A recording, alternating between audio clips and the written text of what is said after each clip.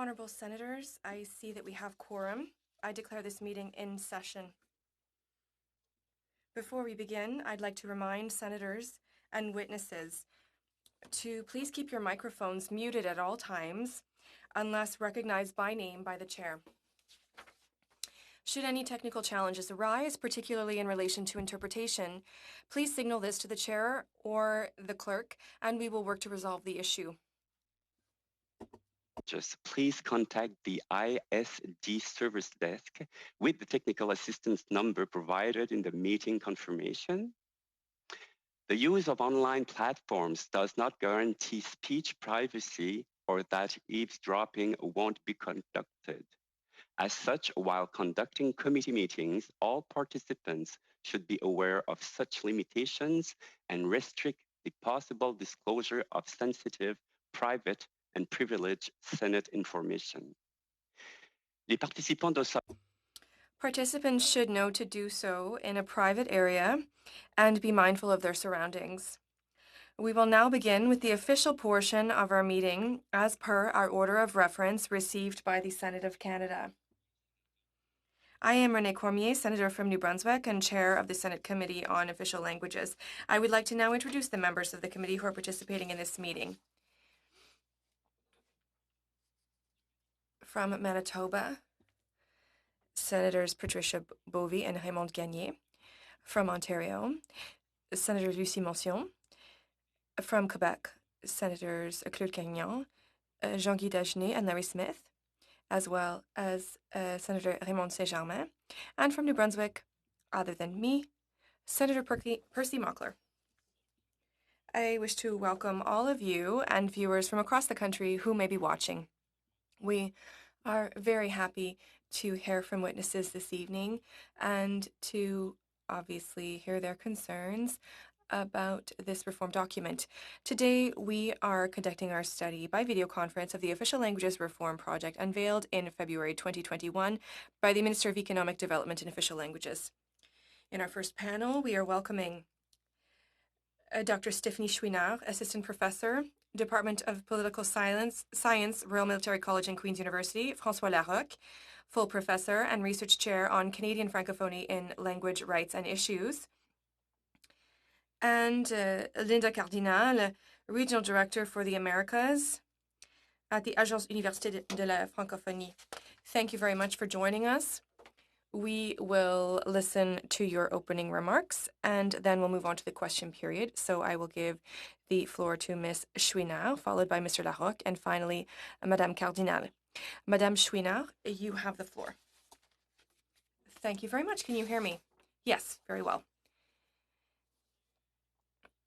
Mr. Chair Cormier, Vice Chairs Dagenet and Smith, ladies and gentlemen, and senators, thank you for inviting me to testify today under your study for the reform of the Official Languages Act. You were probably happy to note that the reform project tabled by Minister Joly last February picked up a number of your own recommendations on the modernization of the Act. I will not come back to a number of the proposals that seem to have reached a consensus, like the broadening of the powers of the Treasury Board as a central agency responsible for the horizontal implementation of the OLA, or the need to give more precise data on the members of our communities.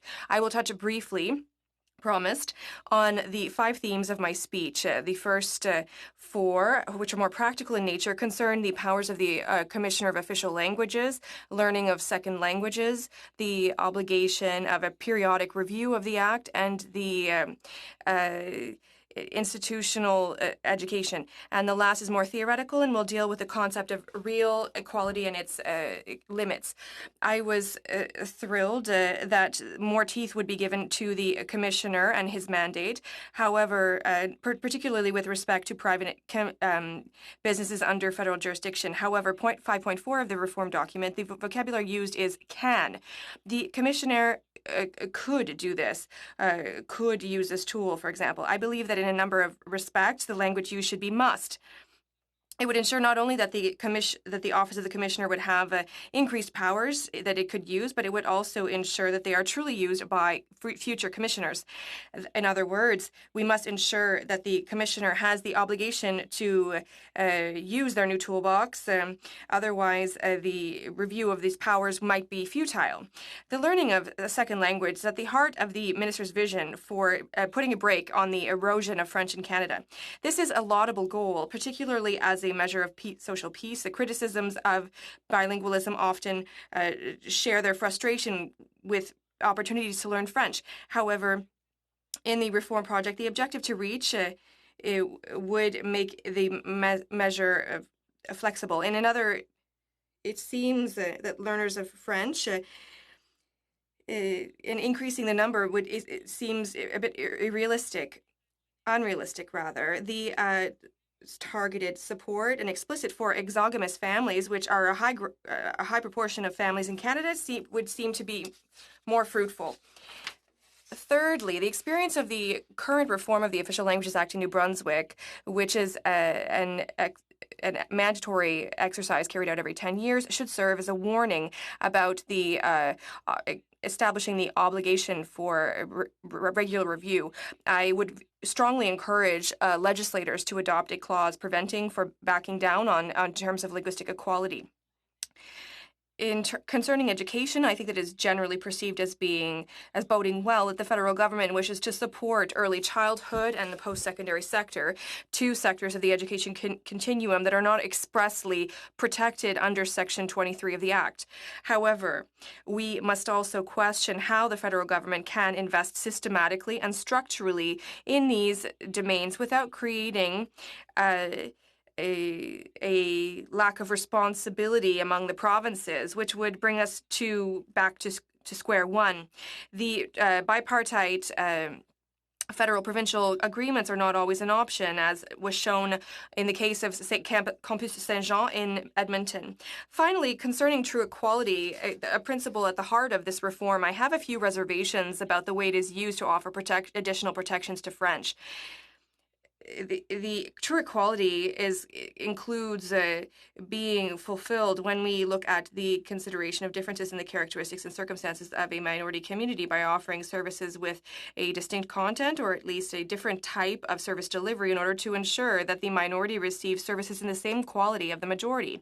However, some proposals in the reform bill exceed the limits of true equality and could lead to appeals in the courts, particularly under the Charter.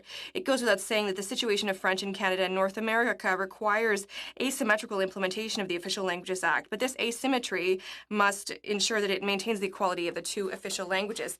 Thank you for listening, and I would be pleased to answer your questions. Thank you, Dr. Chouinard. And now I will give the floor to Mr. Larocque. You have the floor. Good afternoon. Can you hear me? Yes, we can hear you very well. Thank you. Good afternoon. Thank you, Mr. Chair and Vice Chairs, for this invitation to take part in your meeting. If I'm not mistaken, it's your first meeting in a long time, so I'm thrilled to be here with you. And I wish you a happy return. Your deliberations are very important for the health of the Official Languages Act and above all, and the reform. So I'm really happy to be here. First of all, I will focus on the excellent presentation made by my colleague, Stéphanie Chouinard, who recently became tenured, and I offer my congratulations for that. And I will not speak a lot about the reform document, not concerning good things, but I will focus on what's remaining silent. So, first of all, for it to be clear, I am generally very favorable to the proposed reform in the Minister Joly's document. I think that these are essential reforms. It is an ambitious project, the most ambitious that we have seen since 1982, since the repatriation of the Constitution. And so it was high time, in my opinion, and for all of the reasons that were identified by the FCFA in its brief, by Professor Chouinard and others. I congratulate them for their excellent work.